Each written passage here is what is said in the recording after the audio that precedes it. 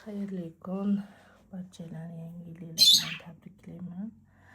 Hozir fiyokalarimni mana pasinkalarimni ajratdim.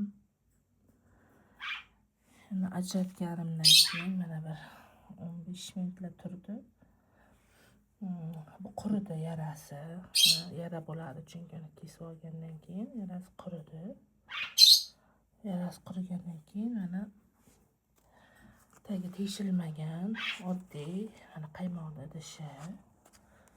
Ozroqgina grum solib, endi buni shunchaki mana qadab qo'yamiz-da, qopqog'ini yopib, iloji bo'lsa ochmaymiz.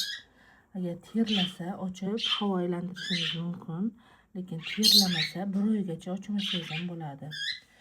Bir oygacha ochmasligingizning sababi bu turpoq nam. Qopqog'ini yopib qo'yganingizdan keyin turpoq qurib qolmaydi va tezroq ildizlashiga yordam beradi.